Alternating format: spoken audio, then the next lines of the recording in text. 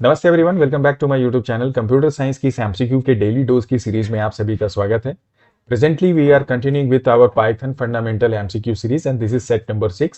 इस particular session में हम स्पेशली डिस्कस करेंगे बिल्ट इन फंक्शंस को। पाइथन के जो बिल्ट इन फंक्शंस होते हैं उससे related top qualitative 10 questions. And I am sure that कि आप किसी भी लेवल के एग्जाम की प्रिपरेशन कर रहे हैं कंप्यूटर साइंस से रिलेटेड और पाइथन की अगर वहां पे बात है तो ये फंक्शंस के क्वेश्चन आपको आएंगे ही आएंगे। I am sure about this. So इस वीडियो को आप मिस मत करिएगा और आपको मैं सजेस्ट करूंगा इस वीडियो के डिस्क्रिप्शन को आप जरूर चेक कर लीजिएगा, बिकॉज आपके लिए कंप्यूटर साइंस से रिलेटेड किसी भी लेवल ऑफ एग्जामिनेशन या किसी भी लेवल ऑफ प्रिपरेशन के लिए जो भी आपको ट्यूटोरियल चाहिए, जो भी नोट्स चाहिए, जो एमसीक्यूज चाहिए या जो बुक आपको चाहिए, उन सभी का लिंक आपको अवेलेबल हो जाएगा। कोई ना कोई लिंक आपके लिए डेफिनेटली हेल्पफुल होगा। चलिए सेशन स्टार्ट करेंगे। Now here the first question is, it is saying that you have to find the output of this given code and यहाँ पे ये बोलता है कि आपने मैथ मॉड्यूल को इंपोर्ट किया and after that you are using this math dot power and simple built in function power function. So अगर आप दोनों को एग्जीक्यूट करें, एक मैथ मॉड्यूल के पावर को और अगर आप बिल्ट इन फंक्शन जो पाइथन में है जिसमें आपको किसी मॉड्यूल की जरूरत नहीं पड़ती है, तो इन दोनों का आउटपुट में क्या डिफरेंस है, इन दोनों का आउटपुट क्या आएगा। सो अगर आप मैथ डॉट पावर 6,3 करें, so output would be what 256 256.0, या पावर फंक्शन को अगर आप यूज करें तो क्या इसका आउटपुट 256 होगा या 256.0 होगा। वेल जब आप मैथ डॉट पावर फंक्शन की बात करते हैं तो जब आप इसे एग्जीक्यूट करेंगे तो ये जो वैल्यू रिटर्न करता है ये एक फ्लोट वैल्यू रिटर्न करेगा। It means that 256.0। और जब आप पावर फंक्शन को without any module math module के कॉल करते हैं, सो ये जो वैल्यू यहां पे रिटर्न करता है that is always in form of what, integer. Hence इसकी बेसिस पे हम ये कह सकते हैं कि इसका जो करेक्ट आंसर होगा that is option number B 256.0, 256। So let's move to the next question. यहां पर ये बोलता है कि सुरेंद्र है, he wants to evaluate expression x का power y mod z। So you see there कि यहां पर x का पावर y निकालना है, उसके बाद इसको रिमाइंडर फाइंड करना है, जो भी इसका रिजल्ट आएगा मींस पावर का जो रिजल्ट आएगा उसे z से मॉड करके उसका रिजल्ट दिखाना है। तो इस पर्टिकुलर एक्सप्रेशन को सॉल्व करने के लिए आप इनमें से कौन से फंक्शन का इस्तेमाल करेंगे। Now here it is saying that power x, y, z, math dot power, math dot F mode या मैथ डॉट फैप्स। सो देखो पावर फंक्शन के लिए दो तरीके हैं, या तो आप जैसे अभी प्रीवियस क्वेश्चन में हमने देखा कि आप बिल्ट इन मॉड्यूल का इस्तेमाल करिए, या फिर बिल्ट इन मॉड्यूल के फंक्शन को इस्तेमाल करिए, पावर फंक्शन को, या फिर आप मैथ मॉड्यूल के पावर फंक्शन का इस्तेमाल करिए। तो जब आप इस तरीके से इस एक्सप्रेशन की बात करते हैं तो इसके लिए आप मैथ डॉट पावर का इस्तेमाल नहीं कर सकते, because math dot power module को जब आप यूज करते हैं तो इसमें केवल आप बेस और एक्सपोनेंट को पास कर सकते हैं। In the sense you can only pass 2 arguments, जबकि पावर फंक्शन में आप बेस, एक्सपोनेंट और जो डिविजियर है इन तीनों को आप पास कर सकते हैं। सो इसका जो करेक्ट आंसर होगा that is option number A, power x, y, z। किसके लिए? हमारे x का पावर y मॉड z करने के लिए। आगे बढ़ते हैं। Next question is saying that which of the following function can be used to find the absolute number of a given number. कोई एक पर्टिकुलर नंबर दिया है, उसका अगर आपको एब्सोल्यूट नंबर निकालना है, लेट्स सपोज इफ यू से टाइप -4, तो इसका अगर आपको एब्सोल्यूट निकालना है 4, तो इसके लिए कौन सा फंक्शन यूज करोगे। यहां पर एक कुछ ऑप्शंस है, absolute that is abs, then math dot fabs या मैथ डॉट फ्लोर, या more than one of the above या नन ऑफ द अबव। तो यहां पर देखिए ये एप्स जो है ये पाइथन का बिल्ट इन फंक्शन है जिसके थ्रू आप ऑब्वियसली एब्सोल्यूट को निकाल सकते हैं। तो अगर आप लिखते हैं abs ब्रैकेट में ये, तो ये करेक्ट काम करेगा, तो ये तो बिल्कुल होगा। मैथ डॉट फैप्स जो है that is actually the function of math module which is also use for finding the absolute number. So यहां पर अगर आप लिखते हैं मैथ डॉट, उसके बाद अगर आप कर देते हैं फैप्स एंड इसके अंदर अगर आप वैल्यू पास करें लेट्स सपोज -4, तो इसका भी आंसर आपको मिल जाएगा 4। So based on this we can say कि ये दोनों ही ऑप्शन काम करेंगे। फ्लोर जो होता है वो तो राउंड करके नियरेस्ट स्मॉलेस्ट इंटीजर रिटर्न करता है, तो इसका जो करेक्ट आंसर होगा that is option number D, more than one of the above. I move to the next now. यहां पर ये बोलता है कि इनमें से कौन सा रैंडम फंक्शन इनकरेक्ट है इन टर्म्स ऑफ कॉलिंग। मतलब आप इनमें से फंक्शन को कॉल करोगे, कहीं पे लिखते हैं आप किसी स्टेटमेंट में रैंडम को कॉल करते हैं या रैंडम, रैंडिंट या रैंडरेंज को कॉल करते हैं, तो कौन सा गलत है। तो रैंडम को तो बिना आर्गुमेंट के आप भेजते हो, क्योंकि रैंडम क्या करता है 0 से 1 के बीच का वैल्यू रिटर्न करता है, फ्लोट। रैंडिंट और रैंडन रेंज जो होते हैं ये बेसिकली क्या होते हैं कि इनके अंदर हम जनरली क्या करते हैं, रैंड इंट जैसे आप लोगे तो इसमें दो वैल्यू आप पास करते हैं 4,8, और रैंड रेंज अगर आप लोगे, आई एम सॉरी मैं इसकी स्पेलिंग करेक्ट कर देता हूं, रैंड रेंज अगर आपने लिया तो यहां पे भी आप लिख सकते हो 4,8। नाउ रैंड इंट में क्या है, अब दोनों में जो डिफरेंस है वो यही है कि रैंड इंट में ये दोनों इंक्लूसिव है 4 और 8, और रैंड रेंज में क्या रहता है, लास्ट वाला वैल्यू एक्सक्लूडेड होता है।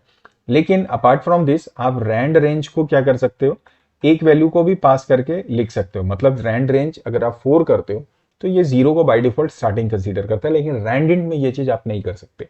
सो based on this we can say कि ऑप्शन बी जो है इट इज इनकरेक्ट, बिकॉज इसमें एक आर्गुमेंट आप पास नहीं कर सकते हैं।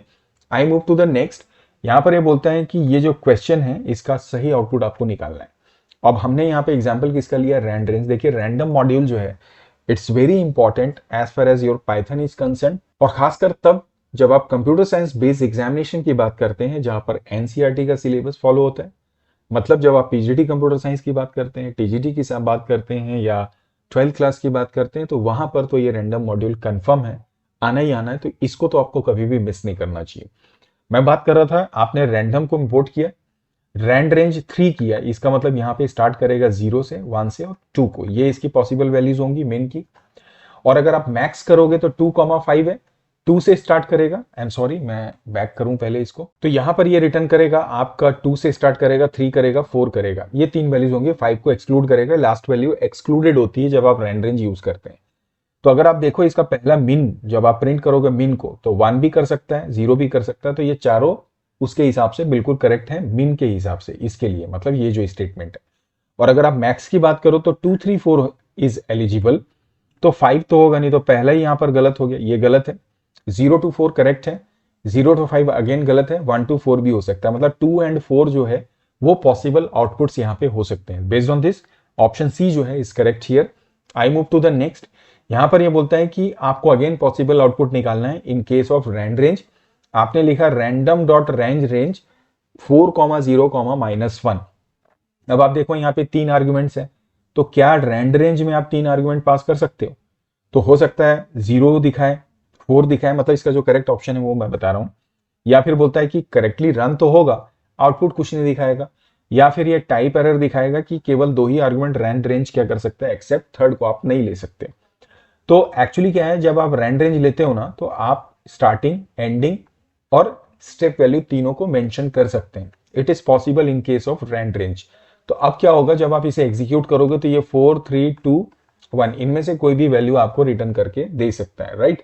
तो बेस्ड ऑन दिस 0 और 4, 0 इसलिए नहीं होगा क्योंकि ये एंड वैल्यू है और वो एक्सक्लूडेड होती है। तो 4 जो होगा ना वो इसका यहाँ पे करेक्ट आंसर होगा। यहाँ पे कोई टाइप एरर नहीं आएगा और रन होने के बाद कोई आउटपुट ना आए ऐसा भी नहीं है। करेक्ट आंसर ऑप्शन बी है। I move to the next.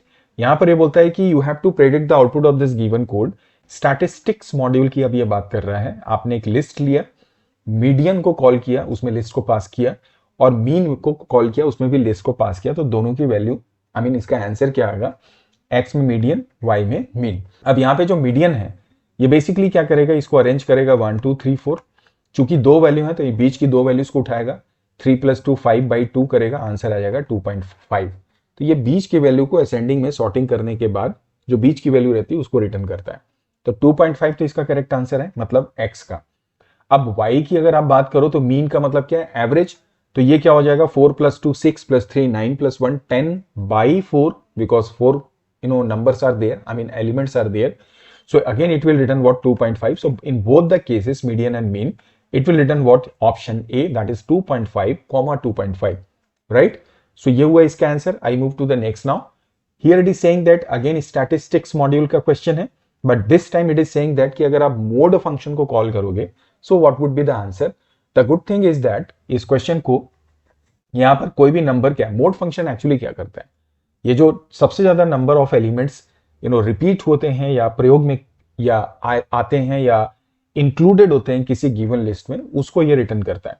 But the thing is यहां पर ये 4 आइटम्स हैं, 4 एलिमेंट्स हैं लिस्ट में, लेकिन चारों एक एक बार है। तो मोड को अगर आप कॉल करोगे तो इसका आंसर क्या आएगा, ये क्वेश्चन आपके हवाले है। इसको आप कमेंट करके आंसर बताएं कि इसका करेक्ट आंसर क्या है। I move to the next question. वैसे एक चीज और बता दूं कि इसका जो करेक्ट आंसर है वो मैं पोस्ट के थ्रू भी आपको एक्सप्लेन कर दूंगा, बट आप जरूर अगर आप देख रहे हैं तो कमेंट करिएगा इसका आंसर क्या आएगा। मैं अगले क्वेश्चन पे आता हूं।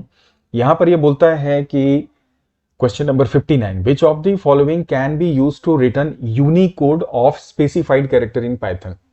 मतलब x है तो उसका यूनिकोड वैल्यू क्या होगा in terms of, we can say in another way, जैसे हम ASCII कोड निकालते हैं तो CHR फंक्शन है तो ये तो कैरेक्टर के फॉर्म में कन्वर्ट करता है किसी नंबर को, तो ये तो नहीं होगा।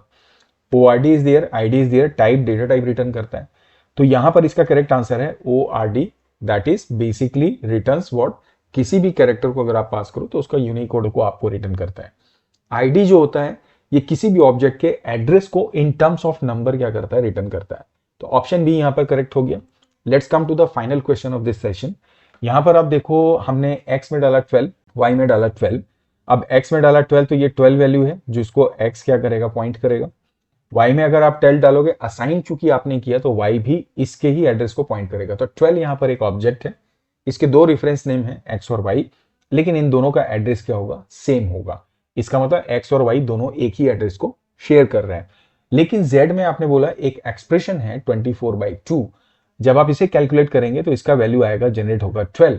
लेकिन ये 12 इस 12 से क्या होगा, डिफरेंट होगा because of the evaluation of the expression. Hence क्या होगा कि जब आप इसे z में डालेंगे तो ये एक डिफरेंट मेमोरी स्पेस को ऑक्यूपाई करेगा। अब क्या होगा, इस बेसिस पे अब id आपने लिया, id क्या करेगा, एड्रेस रिटर्न करता है इन टर्म्स ऑफ नंबर। तो यहां पर x और y की वैल्यू तो सेम होगी, मतलब उनका एड्रेस सेम होगा, लेकिन z का जो इंटीजर होगा वो या एड्रेस जो होगा वो डिफरेंट होगा। So we can say both id of x and y return the same, which is absolutely correct, and id of z returns what, different integer. तो ये बिल्कुल सही है, लेकिन x और y एंड z तीनों डिफरेंट करेंगे ये नहीं हो सकता, और x y z का एड्रेस सेम होगा ऐसा भी इस केस में नहीं होगा। So based on this we can say option A is correct. तो ये थे बिल्ट इन फंक्शन से रिलेटेड टॉप क्वालिटेटिव 10 क्वेश्चंस। अगर आपने ये देखा है सो आई होप दैट कि ये 10 क्वेश्चन ही आपके लिए सफिशिएंट होने चाहिए। आई एम नॉट सेइंग कि 100%, but more than sufficient to understand the concept, type of questions किस तरीके से आ सकते हैं। इसी उम्मीद के साथ सेशन यहीं पे एंड करेंगे। अगले सेशन में मिलेंगे जल्दी फिर से पाइथन फंडामेंटल्स के एमसीक्यू के साथ में। Till then keep practicing, keep learning, keep watching. किसी भी डाउट होने से कमेंट करिए, वीडियो पसंद आए तो लाइक और शेयर करिएगा, चैनल भी सब्सक्राइब करेगा। Thank you for watching this video.